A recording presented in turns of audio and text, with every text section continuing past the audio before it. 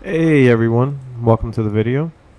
In today's video I wanted to talk about some basic configuration settings for Final Fantasy XI, specifically the Horizon 11 server and how I have mine set up.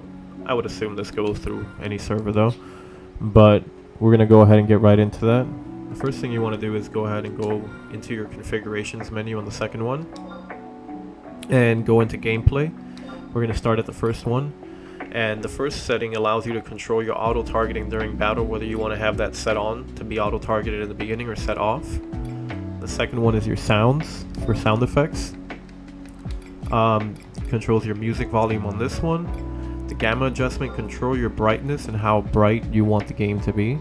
You can set that accordingly to however you want. Alternatively, you can also have F11 create a brightness in darker places, or just, blind yourself in the dunes. For the inventory, you have the sort option for on or off. I suggest you turn this on unless you want to go in there manually and sort all your stuff. It's a pain.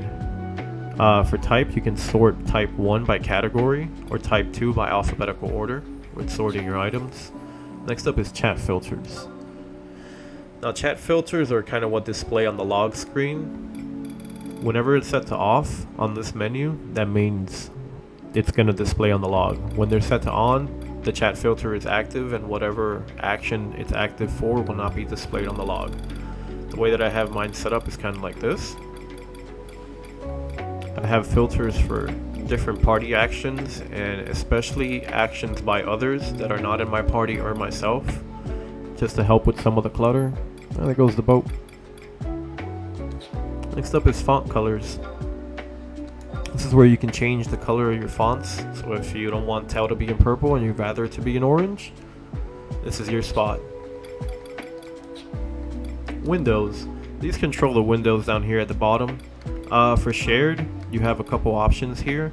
You can have them set vertically, horizontal, or off to be all in one window. I like it for horizontal. Then you have display timestamps down to the minute in the log window, or display timestamps down to the second in the log window, or just off. I just need it in the minutes usually. I don't need it in the seconds. I don't know why it's in the seconds right now, as a matter of fact. These are different overlays for the windows. So let's just go through some of them real quick. Personally, I like 6.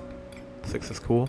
Window effect, display opening and closing visual effects for windows. You can either have this on or off to not display the visual the visual effects. Yeah, I can't talk. Good stuff. Now for window 1, you have your log window for reactive window sizing, so it'll reactively resize the window to whatever matches the amount of text being displayed. So if you have 3 lines of text, it's going to size it through 3 lines on the window. Now your maximum lines displayed over here can be set to anywhere from 0 or 4 to 20. Nice. But I have mine set to 10, and the minimum lines displayed can be set anywhere from 0 to 20, I guess. Wow. Minimum lines I have set to 2. Let's go back up here. That makes sense. The way that I did that. Window width, self-explanatory. Controls the width of your window. The resize time, this goes anywhere from minimum to max. If you want the time of your window resizing to take the maximum amount of time, or if you just want it pretty much to instantly resize. Window 1 and window 2 settings are basically the same, but you just control which ones you want to use. Now for the chat logs, this controls further the chat filters for your windows. Real quick, the way I have mine set up is I have all the shouts, the says, the party chat, the link shell, the roles, all that information on the left log for window 1. And then for window 2, I decided to put all the battle chat there. So the entire battle log is in window 2. That way I can easily look up at the battle and look down at the log in case there's a lizard trying to petrify me or something. I can turn around at the last second and still get petrified. This is what it looks like for mine, to have it set up that way. All of these are set to on. Self, all off. Others, all off. System, I opted to put on system messaging for this one as well. Window 2 for self, for others, and system messages all on. Alternatively, you can go back to default. We're not going to do that right now. Next up is miscellaneous. So you can have damage display, on-screen damage display either to the log, both on-screen or the log, or just the screen. I went for both. Character information, show or hide, whether you want to show your level or you want to hide it because you're farming or you're a bard and people are harassing you. Alternatively, you can also just type anon, I believe. You know? Information is now hidden. Shadows. So display detailed character shadows. You can tune this down if you're having some FPS issues. Weather effects on or off. Character models displayed. Limit the number of characters shown on screen to improve frame rate.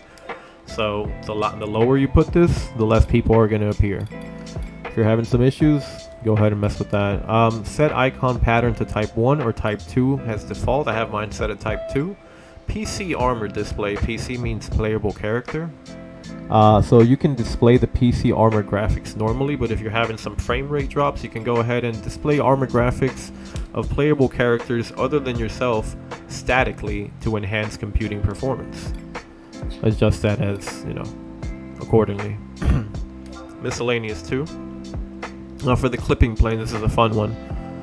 The reason I chose this spot, you can have this set to lower if you're having some, you know, some issues with frame rate as well, and what that happens is this. That's the best way to describe it, you know. That's the minimum and that's the max. Footstep effects. Display footstep effects such as footprints and ripples, usually on sand or water. You can have these set to on or off. Animation frame rate limits the character animation rate to maintain frame rate. So if you are having issues maintaining 60 FPS or whatever FPS you're doing, you can limit whatever character actions they're doing to a more simplified state and increase your frame rate. Keyboard size, it's a normal input method for full-size keyboards. If you have a compact one, kind of like the one that I have, a special input method for compact keyboards without numeric keypads, that's the one that I have. Or compact 2 is a new input method supporting scroll wheel and keyboard mouse combination controls. Background aspect ratio is the screen proportions to match your monitor's aspect ratio, recommended for monitors with an aspect ratio other than 4:3. I have mine set at 16:9. I think that's what everybody's is running. Otherwise your game might look a little wonky, but again, this is all depending on what kind of hardware you're running. The key assignment: assign keys for movement, cursor, and camera controls for the compact keyboard. Assign keys for shortcut commands or default return keys assignments to default settings.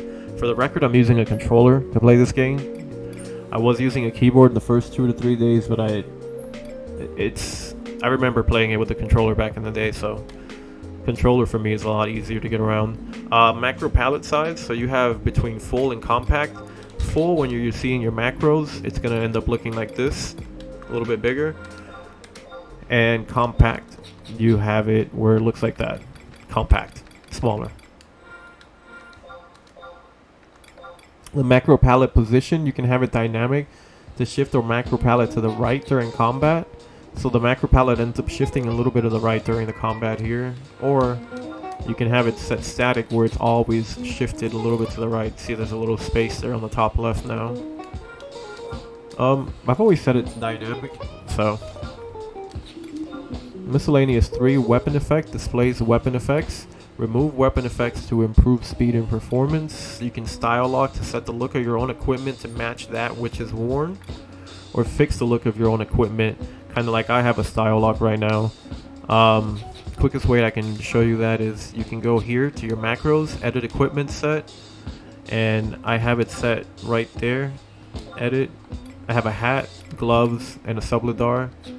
And you can kind of just, you can style lock a fishing set. This is all fishing gear. And you can go down here to where I have thief, I guess. Actually, I need to end up equipping this one now. and style lock your thief and she'll wear whatever's on the style lock option. Just like that. I hope that wasn't too confusing. Okay. Area display graphics, delineating areas. I don't even know if I said that right. Area of effect when displaying the sub-target abilities and spells, or you can hide those to kind of increase your frame rate.